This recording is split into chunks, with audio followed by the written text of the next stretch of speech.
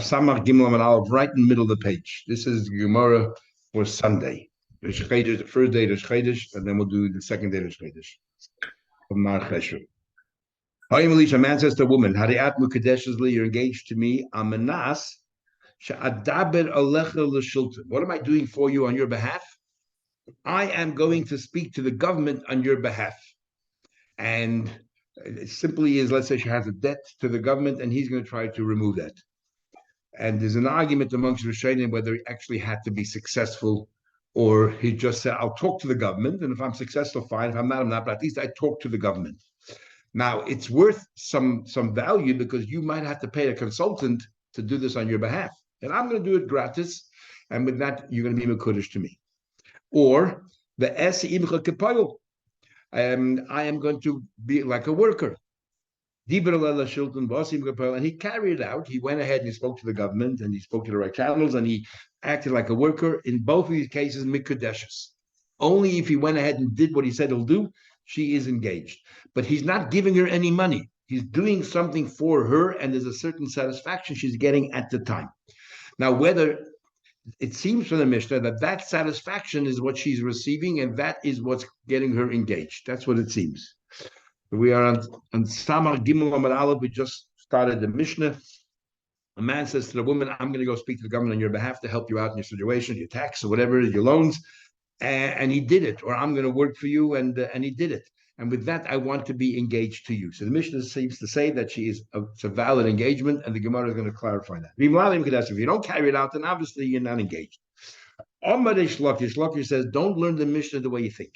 Don't learn the Mishnah that satisfaction that he's giving her talking to the government or that he's working for her, that is what he gave her, and that's the Kiddushin. Don't say that. Why? Because what the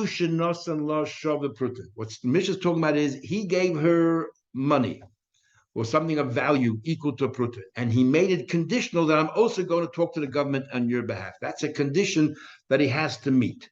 So the Shlokish is completely changing the pshat in our Mishnah. Because reading the Mishnah literally, it sounds like that is the Kiddushin. What forced the Shlokish to change pshat? We'll see in a minute, but this has to do with an argument we learned a while ago. This argument is when somebody pays rent or you pay wages. How do the wages work? That I owe you nothing until you complete the job. Only when you complete the job. Or every step of the way, it's like incremental. Every step of the way, I owe you something, and bit by bit, but I don't have to pay to you yet. It's only a loan. It's only a debt. And when you complete the job, I'll pay you the whole thing. And the difference is if he says to her, I am going to give you these wages that you owe me, that should be the Kiddushin. It will depend if it's valid, because if she owes every step of the way, then really she has a loan with him. And we learned previously that if you mekadosh a woman with a loan, it's not a valid Kiddushin, because you're not giving her anything. The money you gave already a while ago. But if you learn that the payment is not due until you complete the job, then I'm saying to you, when I complete the job, keep that money. I'm giving you something. There's no loan. You owe me nothing. I'm just giving you. So Rish Lakish says, I'm going to follow the Mishnah that learns that it's a loan and therefore it can't be the wages. It must be you gave her a pruta separately. And you just made it conditional. Says the Gemara, you gave her a pruta. Who says the Gemara, are you telling me that wages, he cannot say to her, keep the wages and that will be Kiddushin? But Tanya, didn't we learn? If a man says to a woman, you know the money you owe me from last week, I took you on a ride, or I took you on a wagon, I took you across on a ship, because that's a loan, a debt she owes him, you're not giving her anything. But that I'm going to take you on a donkey, I'm going to place you on a wagon. No, but he hasn't done it yet, there's no loan yet. That's a valid Kiddushin, because she doesn't owe him anything yet, it didn't happen. So what's going on here? If you can tell me that the pshat in that Bryce is also you gave us some money, but it says clearly the wages that you would give me, keep it. The question number one. Further, Tanya let another Bryce. If she says to him, I'm scared, I'm alone, why don't you sit down with me in this carriage together with me, and if you do that, I'll be happy to get engaged to you. Or if you make me laugh or to dance for me, then that pleasure that I'm getting, that's the Kiddushin. I say if he did these things that she requested, shaman, we assess. Dimus is like build a building.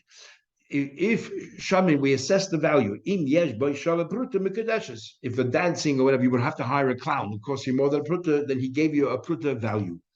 So we see clearly that the wages can be counted as Kiddushin. If you can tell me he gave her money in addition. It says clearly you have to assess the value. The Kiddushin is that value. Tiyufta de Reish Lakish doesn't that repudiate the Shlakish's opinion? Amlach Reish Lakish will tell you. No, this Brisa actually argues on a Mishnah, and it pivots around the question: when do you owe the wages? At the end of the job or incrementally? If it's incrementally, it's really a loan, and when you say to her, "Don't bother paying me," you're pardoning her loan, and that's not valid kedushin.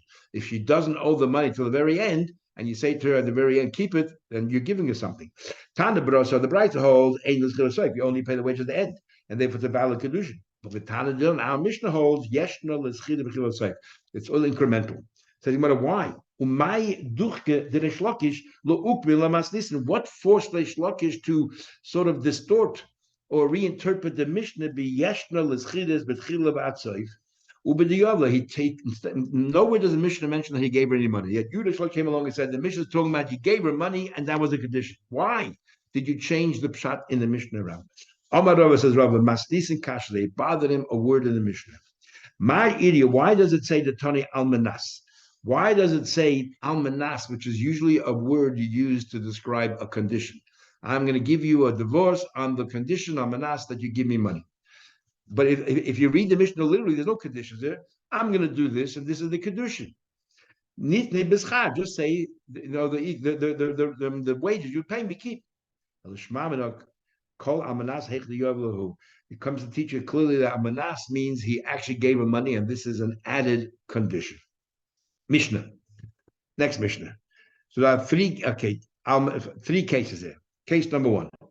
A man gives a woman Kiddushin, and he says, Amanas sheyirtza Abba. On condition that my father agrees.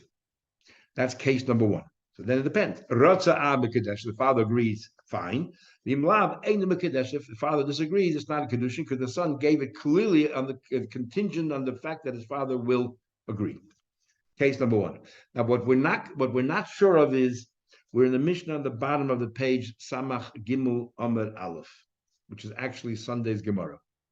So the Mishnah clearly, case number one, it's not clear what it means the father agrees. Does he have to say, I agree, or if he doesn't protest, that's tantamount to an agreement. That's what the Gemara is going to discuss. Case number two, with 4 lines on the bottom, 3 lines on the bottom of the page. What about Mesa of? Father had died, and it seemed like before he had a chance to say anything. Then she's engaged, as if we assume the father didn't protest, as if the father is tacitly agreed. Mes haben, if the son died, and the question is now that she tied to the brother-in-law because were they engaged?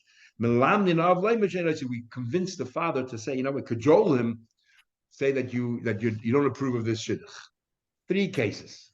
So Gemara now goes through them. How do we understand when it says our father that the father of the chassan agrees? The father has to clearly expressly say, yes, I agree to this marriage. Then Ema Mitziah. So look at the next case.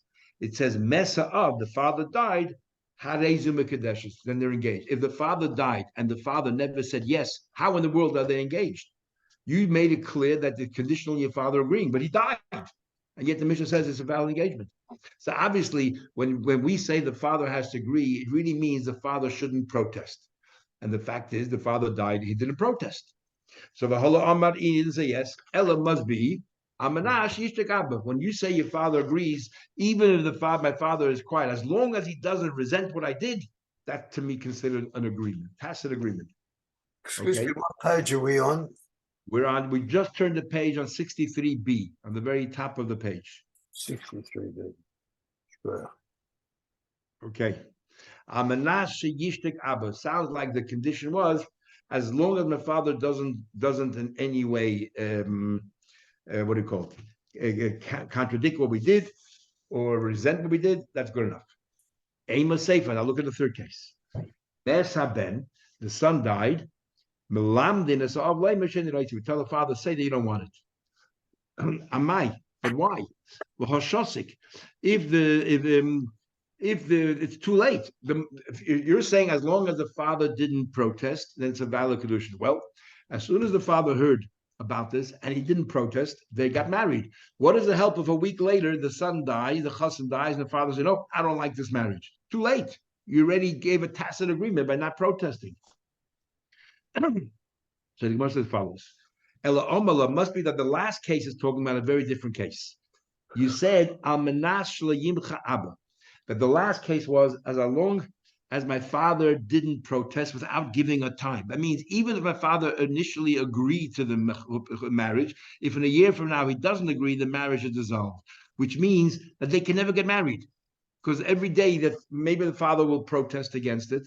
So in the third case, it's a very weird case. He said, on the condition that my father never protests against this particular arrangement. So then, when the chassan died, we tell the father, you know what? Protest now, because it doesn't matter that a week ago you were happy with this arrangement. Protest now so that it dissolves this marriage, and she's not stuck with a brother-in-law. So it comes out Reisha Bechatayma. It comes out the very first case. The very first case is talking about where the father had to say yes. And the Umitziyasa Sefer, the second and the third case, this is how Rashi learned it, different. But the second and the third case is Bechat Time, a different case altogether, where the father was told, he said, on the condition my father never protests. So if the condition the father never protests, if the father died, now you know he'll never protest again. So now the marriage can go ahead. If the son dies, we convince the father, doesn't matter a week ago you were happy, protest now, so there's no yibum. So it comes out very odd that the Mishnah should have two different stories. Amar Yin, yes, that's exactly right. First part of the Mishnah is one case, and the second part of the Mishnah is another case. Amar Ishlakish Shmam, it's clear from here, as difficult as it is to learn that the Mishnah seems to be one Mishnah flowing, and yet you tell me it's two disparate cases. Shmamina l'Rabiyana, contra Rabiyana. I have two alternatives. Either to learn that the two parts of the Mishnah are arguing with each other, and it's two different authors, or learn it's the same author, but it's two different circumstances. In the first case, the son said, on the condition my father says yes. And the second and third case is on the condition my father never says no. Never says no can mean a month later and 2 months later as well, which means they could never get married until either the father died, so now he'll never say no. And if the chassan dies, we convince the father, say no, so that she's not stuck with a brother-in-law. And so one Mishnah, two different stories. So I have a choice. So it seems, according to Rabbi Yana, he'd rather he'd rather learn the Mishnah has one author and two different circumstances, believe the Chatana, and it works out with one Tana. He prefers that than saying learning two different authors and the same reason. He doesn't like to take a Mishnah that seems to be written by one author and divide it into two. However, I don't know. I don't know. The problem is I can learn the entire Mishnah talking about one case. And that is, but when he said, I wish my father, on the condition my father is in agreement, but this is what he's saying, on the condition my father does not say no, but I give a time limit, there's a cap. For the next 30 days. So therefore, in the first part of the Mishnah, if my father says yes, and 30 days elapse, and he doesn't say no, that's it, the marriage goes ahead. In the second case of the Mishnah is the father died before the 30 days are up. He died a week into it. You have another 3 weeks that he could have said no, but now that his father is dead, you can get married now because he's never going to protest. And the third case is if the son died and it's within the 30 days, we tell the father, please protest so that that his wife, your daughter-in-law, should be a free woman and doesn't have to be stuck with a brother-in-law. Okay, Mishnah. We're up to the Mishnah now. Kidashti is ibiti. A man comes. Now remember, we learned a father is believed to say that he married off his daughter as biti nasati liishaze. A man is believed to say he married off his daughter. Kidashti is biti. I married off my daughter, but the eini yedea, I have no idea. Lemi kidashti. I just don't remember who the guy was. So many bachrim there. I have no idea who it was. Boy, comes along a guy, but said, ani kidashti. It was me. Neman. He's believed. Now, what do you mean he's believed? There's two ways of understanding the Mishnah. Either he's believed and he can live with this girl, or he's believed to the extent that he has to give this girl a divorce, but he's not believed to say that he's the one who married her, which means that she can never marry anybody else because every person that she wants to marry might be the brother of the one that she's engaged to. All he's believed is that he should give her a get, but it doesn't free her up, as we'll see in a minute. Next case. This guy says, I married her. Two people came along and said each one of them claims to be the what do you call it? The prospective chassan. What do we do now? So we don't know who to believe. Shneim noistim get. They both have to give a divorce. But then, if they can make up between themselves, if they can, they want to, one of them gives a get, frees her up, so the other one can go ahead and actually marry her. So it seems to the Mishnah that the person can actually marry her. So maybe in the first case also, when only one person came along, maybe also he's believed to the extent that he can actually marry her, and we believe him. We'll see in a minute. Something about Amar Rav says, I know.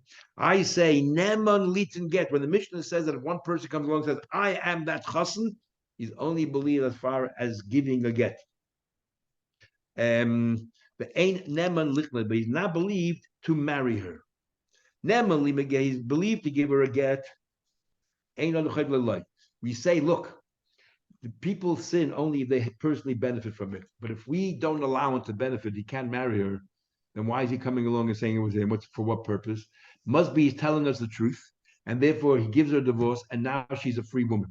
She's a free woman actually now, because we believe him. But the moment we let him marry her, we can no longer believe him, because maybe he's lying. We don't believe him, we don't trust him as far as that he should marry her. Why? Because then Yitzhak Takva. People have the Yetzer Hara, as we know that the sin is like, in fact, we consider like people are like forced into it when it comes to these kind of things. They're not in control of their emotions. So don't trust him. Rav Asi says no. If you believe him as far as a get that now she's a free woman, she can marry any man, then she should be able to marry him as well. Afnem and lichnes, she should be able to marry him. But Rav Asi agrees that if she's the one, not the father, but if she's the one who said Niskadashti, oh, I got myself engaged to a guy, but the Eina Yodas, I don't remember who it is. A guy comes along and says, Kidashtia, it's me. In this case, he agrees. If it was the girl herself who said it, she's not believed to marry her. Why not? What's the difference if it's the father who says that I married my daughter off to somebody, I don't remember who, and he comes along to us, he says, yes, we believe him to the extent he can marry her. But if it's the girl who says, I don't remember, we don't let him marry her. What's the difference? The Gemara will explain in a minute. Tanan, we learned in the Mishnah, it says clearly in our Mishnah there were two people. One of them can get married. Rav just said that we don't trust him as far as marriage. The Mishnah clearly says that two people came along, two contenders, each one claims to be the prospective chassan. One of them can give a get, and one of them can marry her. I mean, you're trusting this guy. To Yufta the Rav, a question of Rav. Rav says the case of two people is very different. When there are two people and you have the guts to come along and say it's me, knowing there's another person there saying that it's him, that means that you actually. So what's the reason we said before that we believe him? Because a person does not sin if he has no benefit. But if we don't believe him to marry the person, why? Because we say that we don't believe him to marry the person because we say that the Yetzer Hara is taking over. We cannot really trust him. He has a personal benefit. But here, when you came along and there was another person there, you wouldn't have come along and said it was you if you didn't really believe that it was you, because you knew there's another guy there. What happens if the father recognizes the other guy? He doesn't recognize you. What's going to happen then? You look like a fool. The other guy will be the one accepted, not you. So therefore, we say that if you come along and you say that you're the one and the other guy gave a get, then you're probably saying the truth, because you wouldn't have the chutzpah. We'd be so brazen to come along and say, I was the chassan, but there's another guy there, and the father might recognize the other guy. So, but if that's why by two people we say you can get married. Because there's another person, he'll be scared to lie. Must be telling the truth. There's more grounds to say he's telling the truth. Okay, Tanya comes Rabasi. We actually learned in the Brisa similar to Rabasi, and that is it says in the Brisa, a man says, I married with my daughter. I don't know to who. Comes along a guy, it was me. We believe him to the extent that he can even marry her, like Rav Asi said. But Konsa, let's say she married this guy. Comes along after she married this guy, another guy, a second party comes along and says, Ani Kiddashti, it was me. Local Hemnil Oysa Allah. We don't trust anymore. We believe it's a full marriage and we don't trust anybody else. But what about Ha'isha Sha'amar Niskadashi? The woman says, I was engaged. I don't remember to who. A guy comes along and says, I did it. We don't trust this person to marry her. And that is as follows. You know why we don't trust? Because even if he's lying, she's happy to marry the guy and she is going to protect him. And if another party comes along and says one day, oh, it was me, she is going to deny it so that she can stay married with this guy. Because if she agreed to marry this guy right now, then she's very happy to marry this guy. Because she could have just said, no, it wasn't. And the fact that she's happy to marry, she's going to protect him. She has she invested in this relationship. And therefore, there's no ground, we cannot trust him sufficiently. Ibailu, we ask now a general question. The father said, my daughter married a guy. How far do we take it and we say, my daughter is married to this guy? What happens if she was mezana? Are we going to kill her because the father told us? We have no witnesses that she ever got married. It's only the father's word. How far do we take the father's word? Do we say that not only she's married, but if she committed znus, if she committed adultery, and there were witnesses, she's going to get killed? Because we believe the father totally, completely. Rav says, ain't cycling. We don't take it that far. And Rav Asher says, cycling, yes, we do. We trust the father implicitly. Rav Amar cycling, we believe the father liyisuda only as far as Isa, that she should not marry anybody else. She cannot marry anybody else till we know exactly who she is married to. She can't go anywhere else. But to say that if she is mezana to get her killed, no. Rav Asher says, cycling, we believe him entirely. The father is very powerful. But I agree. But I met us Niskadashti. If she's the one who said I got engaged, and then she is mezana, she won't get killed. Based on her testimony, she won't get killed. In other words, we give a lot more credence to the father's testimony than to her. She ain't cycling. We don't kill. Says the Gemara. That's what it sounds like. Said Ravasi, but if you think about it, it's not exactly straight. Hani shmaita the D. These two dinim that I just said. The second din that I said, that if the difference in the father and her, that the father is said that she's married and she's mezana, she'll get skila. If she says she's married, we will not give her skila. We will not give her skila.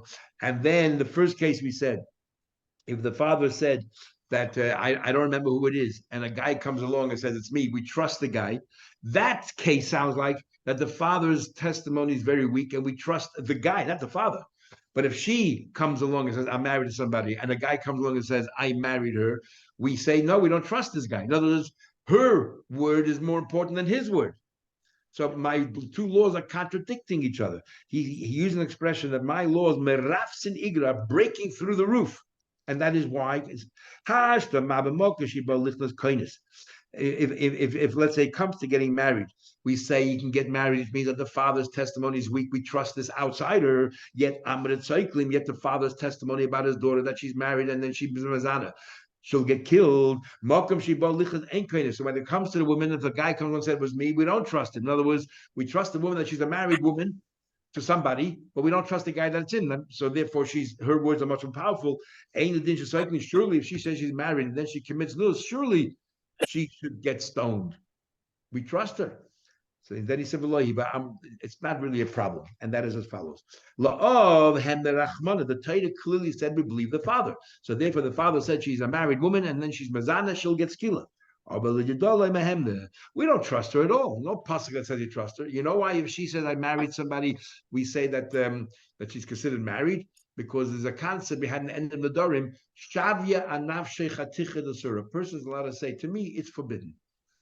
I don't have to have any proof. I'm treating it as if it's something that is forbidden to me, and that's the reason why that if she says she's married, we say okay, it's up to you. It's us, not because we actually believe her. And Achiza says, we don't. In both cases, we don't give skila, not by the father, not by the daughter. Says the Gemara. But also Achiza is actually consistent with his view, and that is, Achiza says, in order for a child to be considered an adult, you need two things: you need puberty, and you need years. A boy has to be 13 years old, and a girl has to be 12. But you also, if you reach those ages and you didn't reach puberty, you're not yet bar mitzvah, bas mitzvah. If you have puberty and didn't reach those years, we say shum. It's only it's an aberration. It's not the real thing. It's only a little growth, a mole or something. It's not the real thing.